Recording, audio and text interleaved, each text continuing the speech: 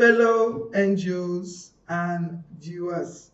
Welcome to NGO Corner.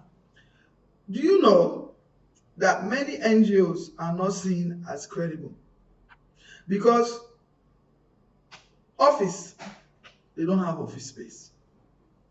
Audited accounts, they don't have audited accounts. Web presence, they don't have official website. So I don't know, we type happiness development initiative and they will type and they will not search and they will not find you. They will not exist in their mind. Official email, they don't have official email. Organizational policy, no organizational policies. No HR policy, no procurement policy, no accounting policy, nothing. My name is Dr. Joe. This is NGO Corner, and we're here today to strengthen the civic space. Thank you.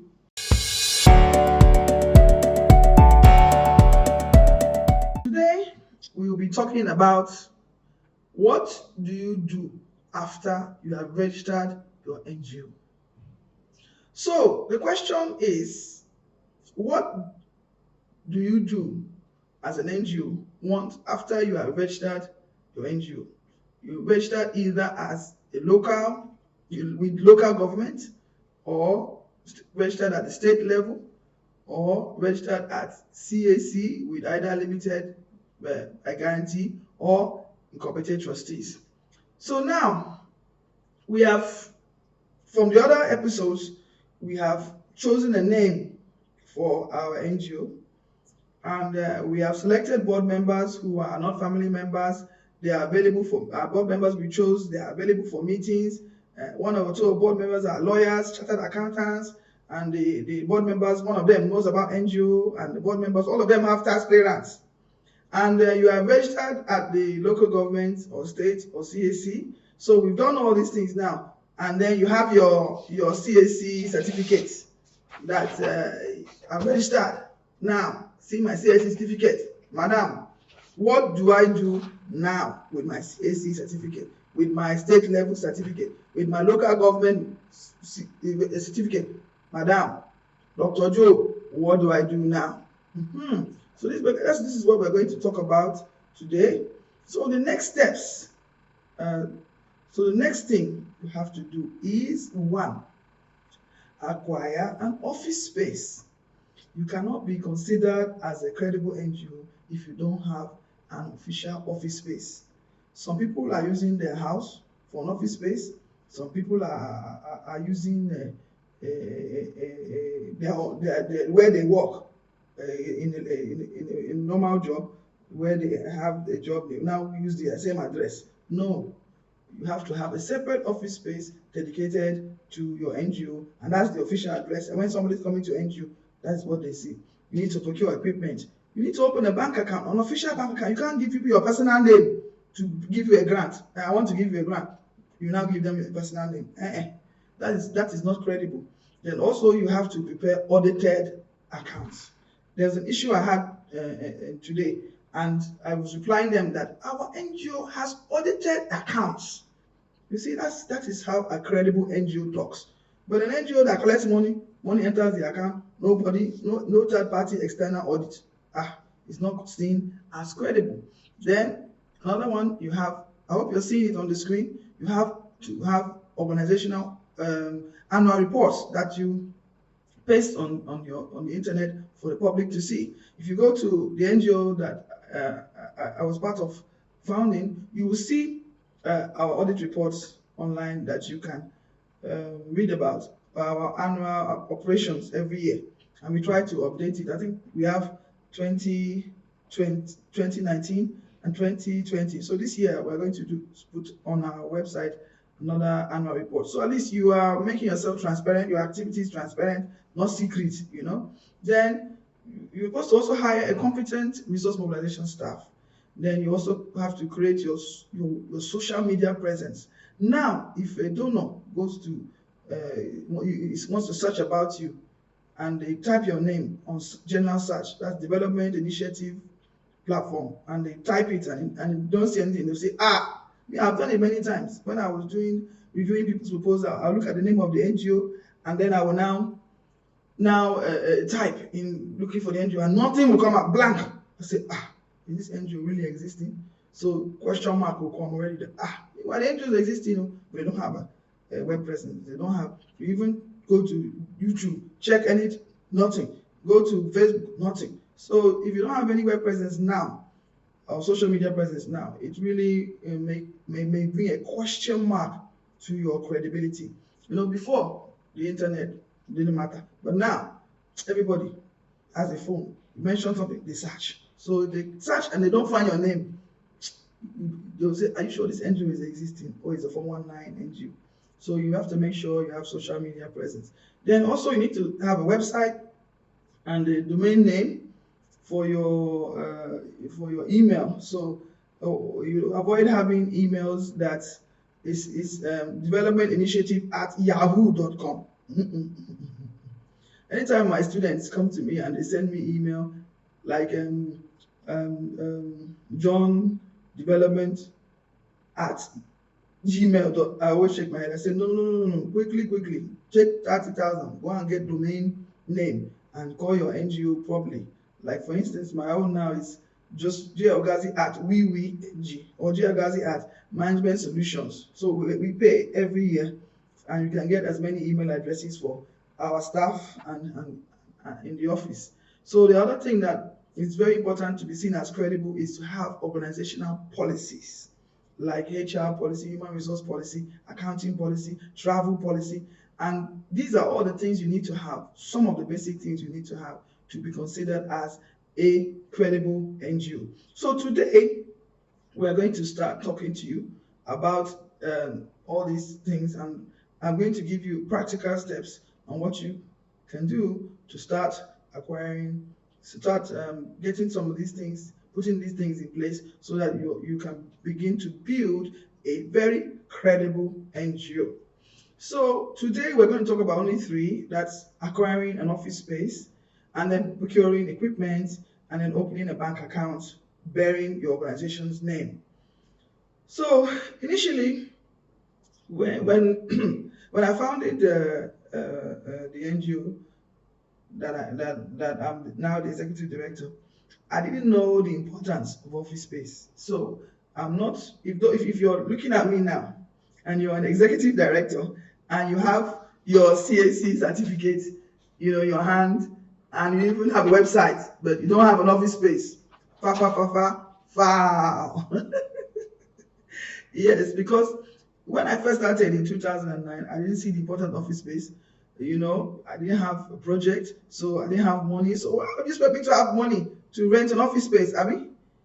But if you want to be seen as a credible NGO and you don't have an office, you don't have an office space, you will not be seen as credible.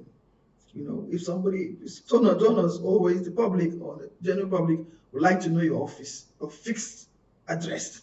If you don't, they call it fixed address, roaming, around. So if you don't have an office space, you cannot be considered as credible.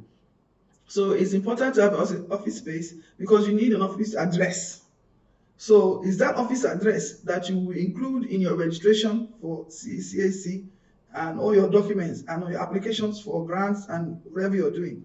So traditionally, if you're registering with the government ministry, the government ministries and agencies, they usually visit your office to conduct an assessment of your office.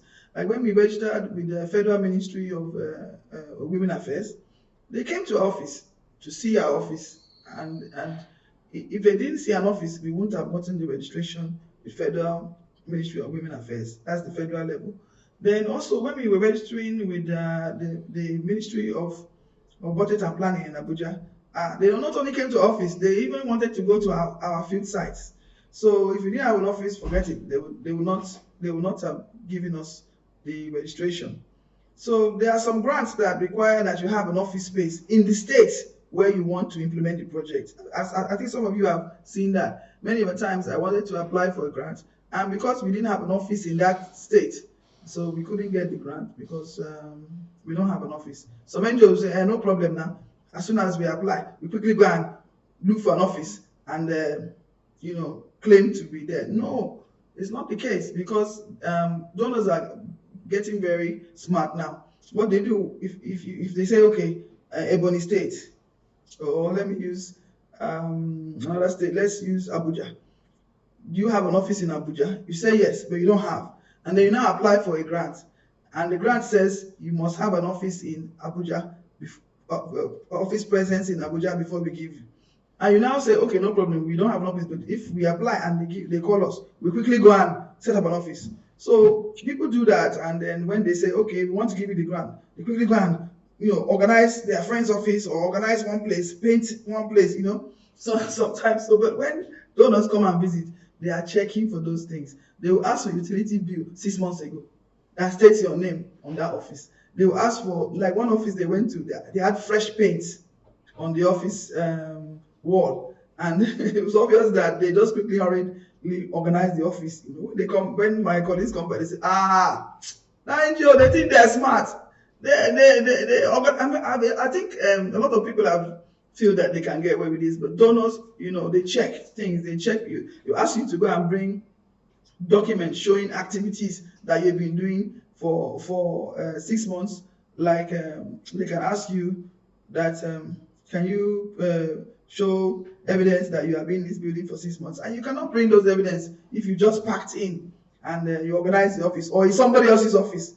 I remember one time we were doing it, and it's somebody else's office, and they will now ask you to bring documents to show your first you have a bank account in that state, and then they will that time they didn't have so much online where you can print your online statement. So they you should show statements from the bank in that state, things like that. They will just catch you, and when you start lying, they will know that you're not a credible NGO. So these are the things that happen. So donors usually conduct a check. Even the ministries, they like coming to your office to come and inspect your office. It's a major thing for state ministries, state government, federal government, and even donors. So having office space is really it's something that if you don't have an office space, then don't say you have NGO. That is how bad it is. One of my students, she said, I want to apply for this grant, and I don't have an office space yet. I said, wait, don't apply yet until you get your sure an office space. So that's how serious it is. So the next topic is equipment. Yes, you need to have equipment in your office. You need to have a computer, table, chairs. There needs to be internet, laptop, desktop, file cabinets. But if somebody comes to the office and it's bare, it's also something that they mark you down. Like there's a sub grant that we did in one of our states, and we said for you to win this grant, you must have an equipped office. Equipped office. That means your office is well equipped. So when they're coming to check your office space, they're also coming to check the equipment in your office. So if they come and it's only one building, one chair, one table, one man, one laptop, now one man show now, So you need to have procure office equipment for your NGO, and that have tag, inventory tags on them. So the final thing I'll talk about today is opening a bank account. I remember when I was reviewing lots of NGOs, and I said, okay, we want to give you a grant now, bring your account. They're going to bring their personal account. I said, no. You have to open a bank account to be a credible NGO. You have to open a bank account that bears the organization's name. So if your name is your NGO's name is Development Initiative, you should have a bank account that says Development Initiative in any bank.